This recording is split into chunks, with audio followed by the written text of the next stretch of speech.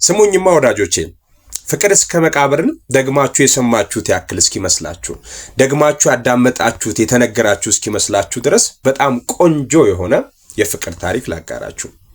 አሁን ጊዜው የግርግር ሆኖ ሶሻል ሚዲያውን የሚቆጣጠሩት ሲፋቀሩና ሲጋቡ ያላማከሩ ልክ ሲፋቱና ሲጣሉ ስቶሪ ታይም እያሉ ስለ ፍቅረኛቸውና ስለ ትዳራቸው የሚያስጠላና አስቀያሚ ነገር የሚያወሩበት ጊዜ ሆነ እንጂ አሁንም በየቦታው በየሀገሩ ያለምንም ጥቅም የሚዋደዱ ለፍቅርና ለፍቅረኛቸው ሲሉ ብዙ መስዋዕትነትን የሚከፍሉ ሰዎች በየቦታው አሉ።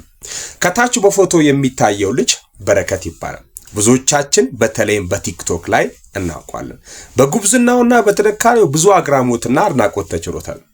ከልጅነቱ አንስቶ ስላጋጠመው የአከርካሪ አጥንት ህመም በድፍረት ወጥቶ በአደባባይ በሚዲያ ያወራው የመጀመሪያውና ደፋር ሰው እሱ ይመስለኛል። ህመሙ ባመጣበት ችግር የተነሳ በረከት ከልጅነቱ አንስቶ እስከ አሁንም ድረስ ዳይፐር ይጠቀማል። ይሄ ግን እሱ ምንም ነገር ከማድረግ አላስቆመውም፣ አልገታውም።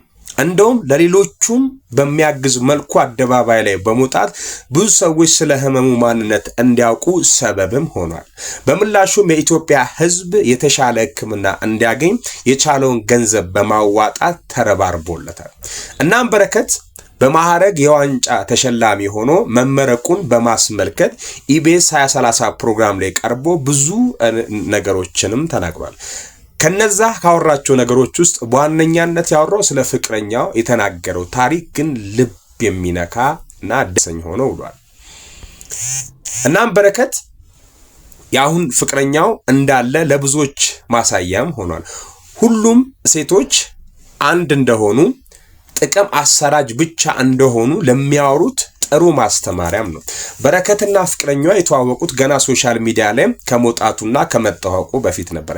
ገና እሱ ራሱ መሙን አምኖ መቀበል በሚከብደው ሰዓትም ነበር። ትውውቃቸው በቴሌግራም ላይ ነው። በአካል ከመገናኘታቸው በፊት ስለ ብዙ ነገሮች አወርቷል። በአካል ሲገናኙ ግን ማንከሱን ታያለች። ከዛም ስለ እግሩ ጠይቃው በሰጣት መልስ ማልቀስ ስትጀምር ገና የሚያስለቅሰውን መቼ ሰማሽ ብሎ ስለ ዋናው ህመም ይነግራታል። ዳይፐር እንደሚጠቀም ጨምሮ በዝርዝር ያስረዳታል፣ ይነግራታል።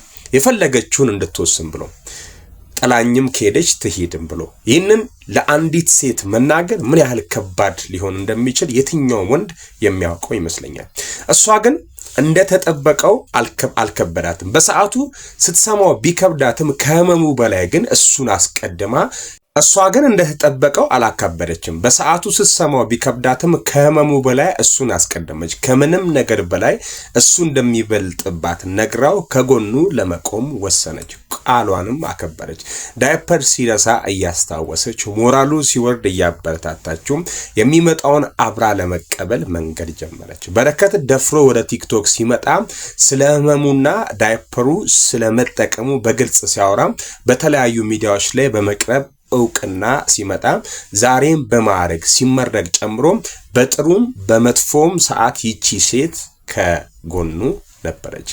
ይህ ታሪክ የምር ደስ የሚል ታሪክ ነው። እንዲህ አይነቱን ሴቶች ያብዛ፣ እንዲህ አይነቱን ወንዶች ያብዛ። ሴት ልጅን የሚሸከም ወንድ ልጅን የምትሸከም